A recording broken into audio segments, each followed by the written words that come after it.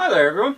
I thought it was time for another little catch up on what I've been doing in the workshop recently and what has actually been occupying quite so much of my workbench, by which I mean all of my workbench.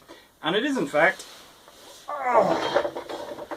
this monster here, which is the final stage in moulding a bit of a belt for a chainsaw, or more correctly a chainsword, from the popular Games Workshop 40k Warhammer series. So this started out life as a little blue tack crash thump thud. Yeah, there's water all over the floor now.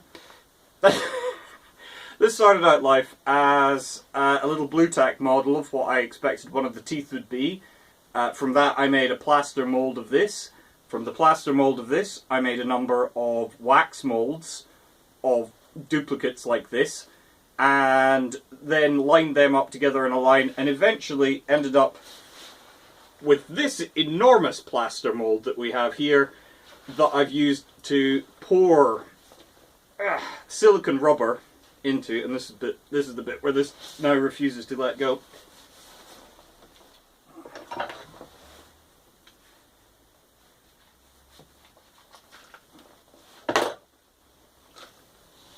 And so, you can see, this is what demoulding has looked like every time.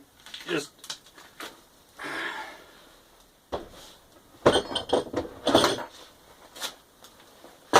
pulling that out there. And what we have is this, I think, rather attractive chainsaw belt. Which the next stage will be to build running gear and things for it, and see how well we can run it around some kind of track. Now, this is not just rubber. There's actually a bit of, it's actually an old shoelace inside it, and that's actually decided what length it's going to be. Is just run along the inside it for strength in case the rubber tears. This is just the same rubber that I use for mould making. It's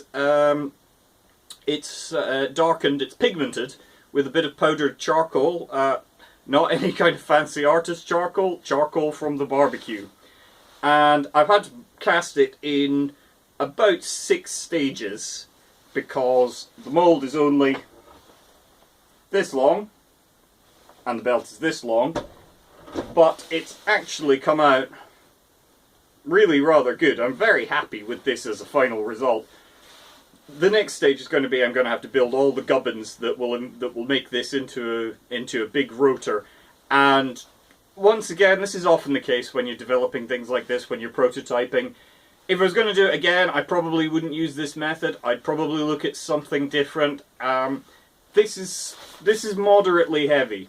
This is probably about 500 grams. It's not particularly flexible. I don't know how it's going to perform when hooked up to an electric motor. It's probably going to need to be quite a grunty motor, probably more than the usual 6-volt hobby shop mechano motor that you would expect. I'm thinking about probably using a motor out of a compact compressor. It's going to mean a lot of batteries. This thing is probably going to be wired up. It's going to look like the inside of Terry Gilliam's head. But all of that's issues for a later date. Right now, I'm just very happy to have this belt stage finished, and you know, you'll just have to check in for later updates and see how I get on with it. I'm probably going to chuck this to one side and focus on some other projects for now, because this has taken a couple of weeks. It's been quite a pain, and I'm quite glad to actually see the back of it and not have to be doing it. But I wanted to run it to completion, which is an awful lot of the problems. If you could see around this place, you'd see there's a lot of half-completed projects that I've abandoned midway through. But this one's at what's called a natural stop point. And basically I'm very happy with it. So that's the end of this video. Until next time, guys,